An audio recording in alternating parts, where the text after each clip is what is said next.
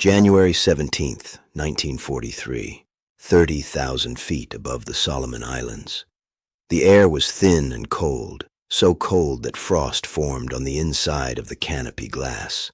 Lieutenant Hiroshi Nakamura felt his breath come in shallow gasps through the oxygen mask, each inhalation requiring conscious effort.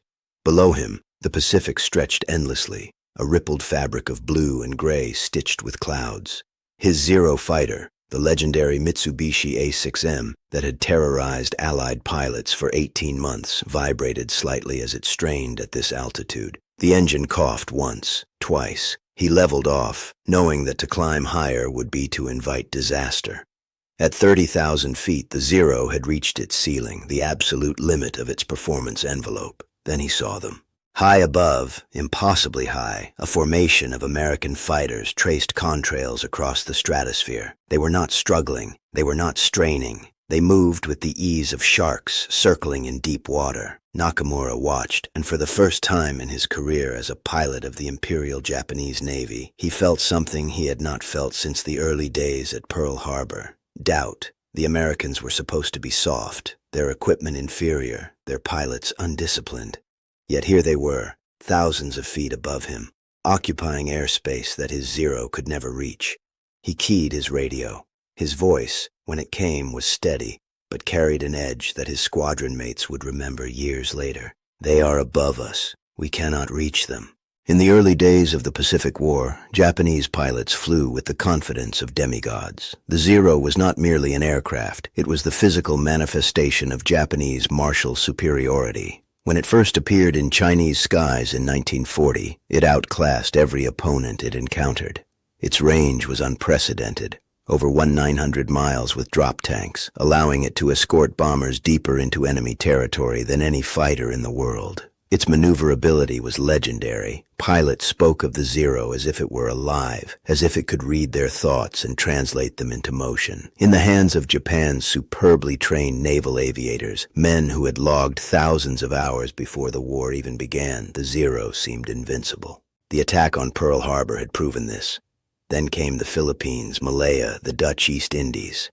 Everywhere the Zero appeared, Allied fighters fell from the sky like autumn leaves. American pilots flying the Brewster Buffalo or the Curtiss P-40 Warhawk faced an opponent that could outturn, outclimb, and outrange them. The standard tactical advice circulated among Allied squadrons in early 1942 was brutal in its simplicity. Do not dogfight a Zero. If you see one, run. If you cannot run, pray.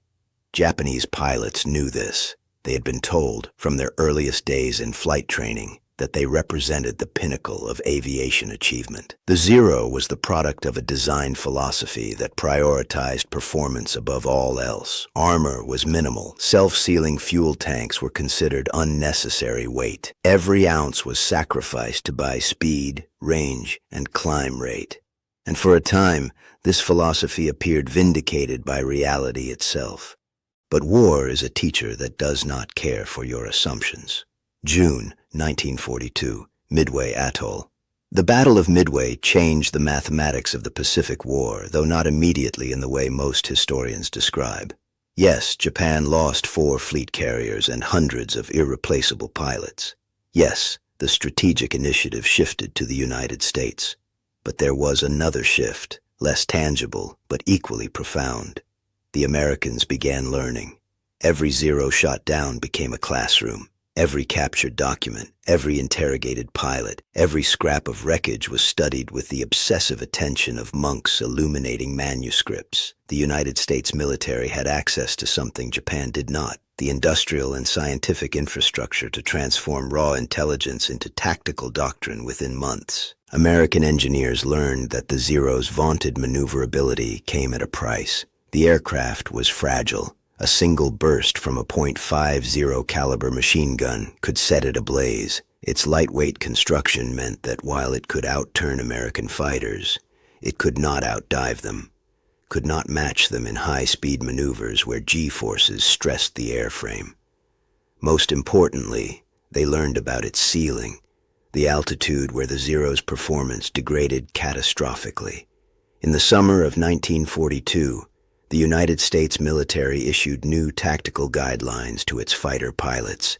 Do not dogfight the Zero. Instead, use speed and altitude. Dive on them from above. Make one pass, then climb back to safety. If a Zero gets on your tail, dive at full throttle. They cannot follow you past 400 knots without their wings tearing off. This was theory. Theory required tools to implement.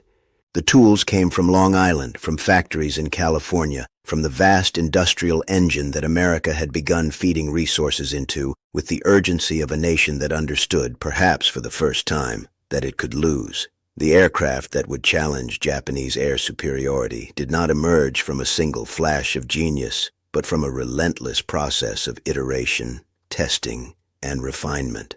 First came the Grumman F-6F Hellcat. It was not beautiful. Where the Zero was elegant, almost delicate, the Hellcat was blunt and workmanlike. It looked like what it was, a machine designed to kill Zeros. The Hellcat had armor. It had self-sealing fuel tanks. It had 650 caliber machine guns that could pour 4,800 rounds per minute into a target. Most importantly, it had a Pratt & Whitney R2800 double wasp engine that produced 2,000 horsepower and could push the aircraft to 38,000 feet. 38,000 feet, 8,000 feet higher than Lieutenant Nakamura's Zero could reach without tearing itself apart. Then came the chance-fought F-4U Corsair, with its distinctive inverted gull wing and even more powerful engine. The Corsair was faster than the Hellcat, capable of 417 miles per hour in level flight. It could climb to 40,000 feet. When the first Corsairs arrived in the Pacific Theater in late 1942, Japanese pilots who encountered them reported something new in their after-action reports. They used the word terrifying.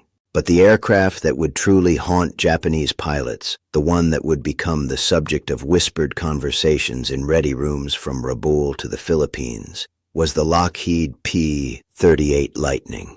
Twin-boomed, twin-engined, armed with a 20mm cannon and 4.50 caliber machine guns mounted in the nose, the Lightning could operate at 44,000 feet. It was the aircraft Lieutenant Nakamura had seen that day in January 1943, circling lazily above his Zero like eagles watching a field mouse. March 1943. Guadalcanal, Warrant Officer Saburo Sakai, one of Japan's leading aces with over 60 confirmed kills, wrote in his journal about an encounter with American fighters during the Guadalcanal campaign.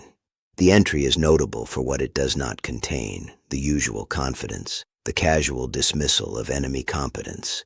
"We climbed to intercept the bombers," he wrote, "but their escorts were already above us. They did not engage. They simply stayed high, waiting. When we pursued the bombers, they dove on us from the sun. Hayashi and Ono were hit before they knew the Americans were there. The enemy did not stay to fight. They climbed back up, and we could not follow." Sakai survived the war, one of the few Japanese aces to do so. In post-war interviews, he spoke with grudging respect about the American fighters that appeared in 1943. "The Zero was still superior in a turning fight," he said, "but they would not turn with us anymore. They had learned. Worse, they had machines that allowed them to dictate the terms of combat." This was the existential crisis that Japanese pilots faced in the middle years of the war. It was not simply that American aircraft were better, though they increasingly were. It was that American pilots, once dismissed as soft and undisciplined, had developed a tactical doctrine that neutralized Japanese advantages while exploiting Japanese weaknesses. The Thatch Weave, developed by Lieutenant Commander John Thatch, allowed pairs of American fighters to protect each other from Zero attacks. The boom and zoom tactics taught to Hellcat and Lightning pilots transformed air combat from a nightly joust into an assassination. And all of it depended on altitude. Altitude was safety. Altitude was power. Altitude was the high ground from which American fighters could strike and retreat before Japanese defenders could respond. The Japanese aircraft industry understood the threat. By mid-1943, engineers at Mitsubishi and Nakajima were working frantically to develop fighters that could match American performance. The problem was resources. Japan lacked the high-octane aviation fuel that American engines used. Japanese metallurgy could not produce the high-strength alloys that allowed American aircraft to be both armored and fast. Most critically, Japan's industrial capacity was a fraction of America's, and that fraction was shrinking every month as submarines strangled the shipping routes that brought raw materials to Japanese factories. The A6M50, introduced in 1943, had some improvements: better diving speed, carbon dioxide fire extinguishers, thicker wing skin. But it was fundamentally the same aircraft that had ruled Pacific skies in 1941, now facing opponents designed specifically to destroy it. The Kawanishi N-1K George and the Mitsubishi J-2M Jack were superior aircraft, but they arrived too late and in too few numbers. American factories, by contrast, were producing fighters at a rate that seemed to defy logic. In 1943 alone, the United States manufactured over 29,000 fighter aircraft.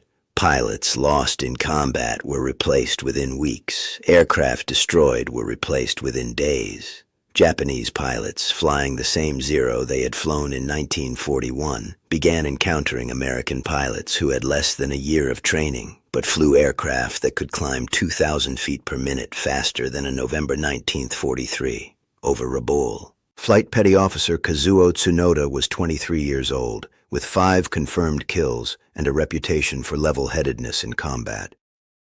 On November 11, 1943, he was part of a large formation of Zeros attempting to intercept a raid by American B-25 bombers. The bombers came in low and fast, skimming the waves to avoid radar. But their escorts, Lightnings and Corsairs, were at 35,000 feet. Tsunoda's flight leader ordered the climb to intercept. They ascended through layers of cloud, engines straining. At 28,000 feet, Tsunoda's Zero was shaking, the controls mushy and unresponsive. The engine temperature gauge was climbing into the red. He looked up and saw the American fighters circling overhead, untouchable, serene. The Americans waited until the Zeros had exhausted themselves climbing, until the Japanese fighters were slow and vulnerable. Then they dove. Tsunoda's wingman died in the first pass, his Zero disintegrating under a stream of .50 caliber fire. Tsunoda himself pulled into a hard left turn, the only defensive maneuver available to him, and felt the American fighter overshoot, but the attacker did not pursue. It simply extended away, climbing effortlessly back to altitude while Tsunoda's Zero wallowed in the thin air, unable to give chase. He returned to base, alone. That night he wrote a letter to his mother that was intercepted by Japanese military censors and never delivered. A copy survived in military archives. "The Americans fight like cowards," he wrote. "They will not face us in honest combat. They sit above us where we cannot reach them, and strike when we are helpless. But what shames me most is this: their cowardice is more effective than our courage." The symbolism of altitude became central to how Japanese pilots understood their deteriorating situation. In Japanese martial culture, there was honor in meeting your opponent face to face, in testing your skill against theirs in equal conditions. The Americans had rejected this framework entirely. They fought with industrial calculation, using superior numbers and superior equipment to minimize risk and maximize efficiency. To Japanese pilots raised on Bushido and the warrior code, this felt like betrayal, not by the Americans but by reality itself. They had been promised that spirit could overcome material disadvantage, that training and dedication could defeat quantity and industrial power. Every time they saw American fighters circling above them in airspace their Zeros could not reach, that promise dissolved a little more. Some pilots developed almost superstitious rituals. They would not look up during climbs, as if by not seeing the American fighters they could deny their existence. Others became fatalistic, volunteering for suicide missions because at least in a deliberate death there was some measure of control, some final assertion of will. But the cold truth remained. By late 1943, Japanese pilots were flying obsolete aircraft with inadequate training and dwindling fuel supplies against an opponent that improved exponentially every month.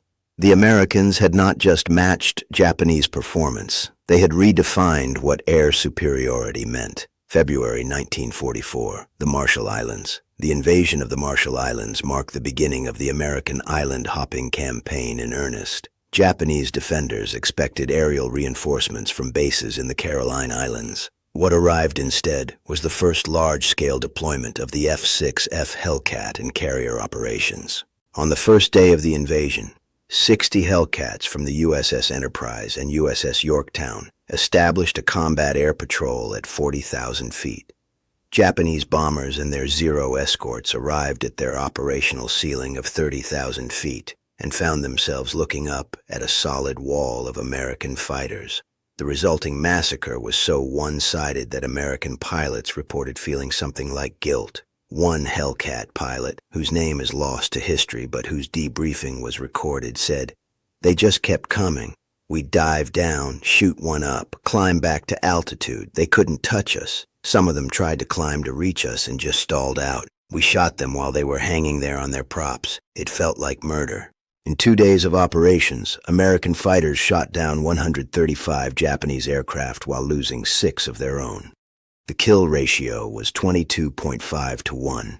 Japanese commanders in the Central Pacific sent increasingly desperate messages to Tokyo.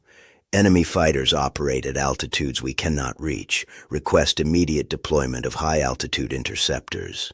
The interceptors never came. They did not exist, not in numbers that mattered. There is a recording that survived the war, captured by American Signals Intelligence in mid-1944. It is a radio transmission between 2 Japanese pilots during a combat engagement over the Philippines.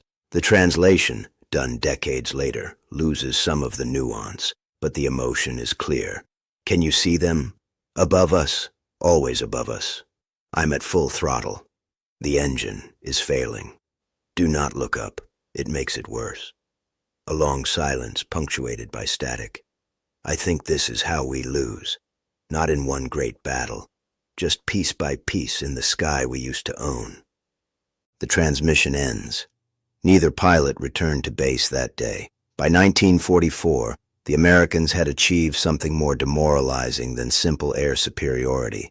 They had achieved air dominance so complete that Japanese aircraft were effectively obsolete the moment they took off. The introduction of the P-51 Mustang, with its ability to escort bombers all the way to Tokyo, meant that nowhere in the Japanese Empire was safe from American air power. Japanese pilots who had survived since Pearl Harbor, men with hundreds of combat hours and dozens of kills, found themselves reassigned to training duties because they were too valuable to risk in combat they could not win. The new pilots replacing them had less than half the training of their predecessors and were often flying their first combat mission in aircraft that had been repaired so many times. They were held together with improvisation and prayer. American intelligence officers analyzing captured documents from this period noted a recurring theme in Japanese military correspondence. Requests for psychological support for pilots experiencing altitude anxiety, a euphemism for the trauma of repeatedly facing an enemy you could see but could not reach. June 1944, the Battle of the Philippine Sea. The Japanese called it the A-Go operation. The Americans called it the Marianas Turkey Shoot. Japan launched its remaining carrier forces in a desperate attempt to halt the American advance through the Central Pacific. The plan relied on Japanese aircraft being able to use Guam and Tinian as staging bases, allowing them to shuttle back and forth to rearm and refuel while attacking the American fleet. It was sound strategy, assuming rough parity in aircraft performance. There was no parity. Over 2 days, American carrier-based fighters, primarily Hellcats, shot down approximately 550 Japanese aircraft while losing fewer than 30 of their own. The kill ratio was more than 18 to 1. Many Japanese pilots never even saw their attackers. American fighters would climb to 45,000 feet, far above the operational ceiling of Japanese aircraft, and simply wait for targets to appear below them. A Japanese carrier pilot who survived, Lieutenant Commander Yoshio Shiga, described the experience in post-war testimony. "We were not fighting. We were being hunted. The Americans would appear from nowhere, high above, and dive on us with such speed that by the time you saw them, they were already firing. If you survived the first pass, you tried to turn into them, but they were already gone, climbing back to that place we could not follow. The Battle of the Philippine Sea effectively ended Japanese carrier aviation as a fighting force. But more than that, it shattered the last psychological remnants of the myth of Japanese air superiority. Every Zero pilot who survived returned with the same story. The Americans owned the sky above 35,000 feet, and from that throne, they were untouchable. The mathematical reality was brutal. A Zero climbing at 2,500 feet per minute would take 12 minutes to reach 30,000 feet, and that was under ideal conditions with a skilled pilot. A Hellcat climbing at 3,500 feet per minute would reach the same altitude in 8.5 minutes. A P-38 Lightning could do it in 7. By the time a Zero reached its operational ceiling, American fighters were already 10,000 feet above, with energy to spare. Energy meant options. A fighter with altitude could dive to attack, building speed, then zoom back up to safety. A fighter without altitude had only one option: try to survive long enough to land. In the calculus of aerial combat, altitude was potential energy, convertible to kinetic energy at will. American fighters hoarded altitude like wealth. Japanese fighters spent their entire climb just trying to reach the baseline where combat could theoretically occur. This was not the romantic vision of air combat that had inspired young men to volunteer for pilot training in 1941. This was industrial slaughter, conducted with the efficiency of a factory production line. August 1945, the skies over Japan. By the final months of the war, American fighters operated over Japanese home islands with impunity. The B-29 Superfortress bombers flew at 30,000 feet, and their P-51 Mustang escorts flew at 40,000 feet.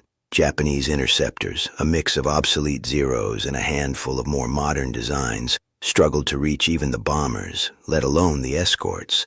Japanese pilots at this stage of the war often flew with minimum fuel, knowing they would not survive to need it for a return flight. The tactic was simple: climb as fast as possible, ram a bomber, die gloriously.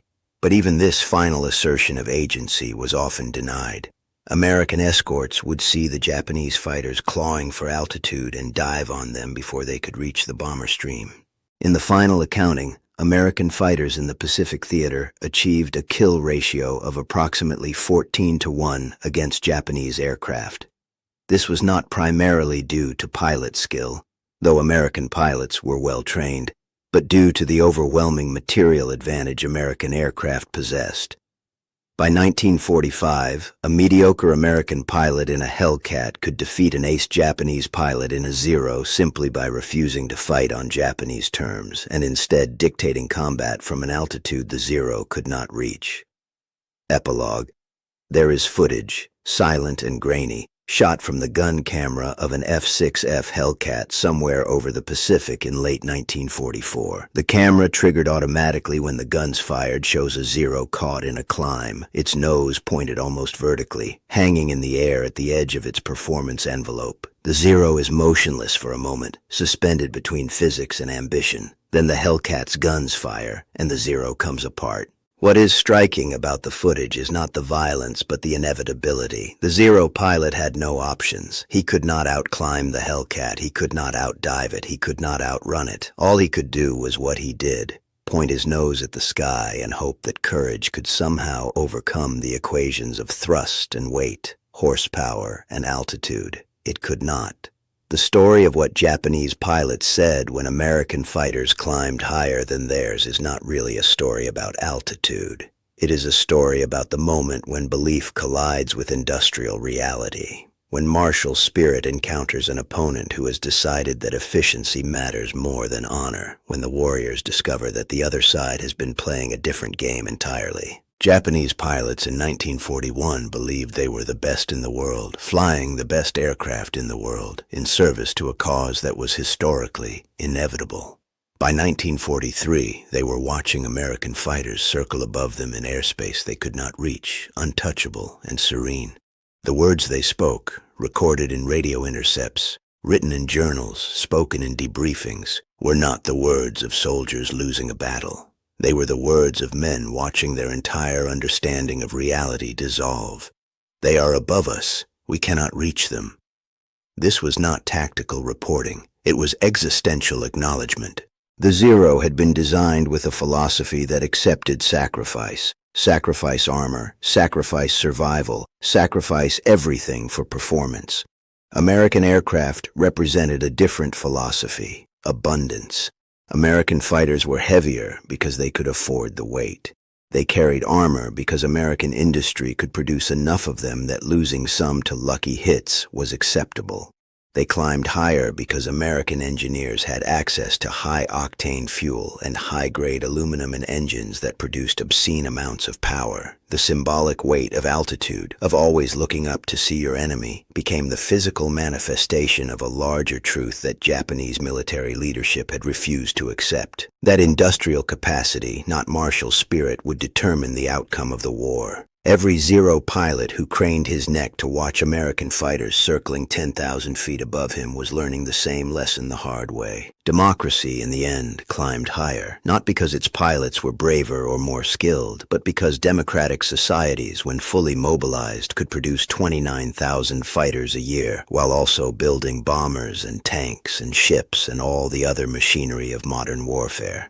The Americans could afford to build fighters with massive engines and heavy armor and 650 caliber machine guns because they had an economy that could produce such things faster than they could be destroyed. Japan had built an empire on the assumption that will could triumph over material disadvantage. The Zero, beautiful and deadly and fragile, was the physical expression of that assumption. When American fighters began appearing at altitudes the Zero could not reach, it was not just an aircraft that became obsolete.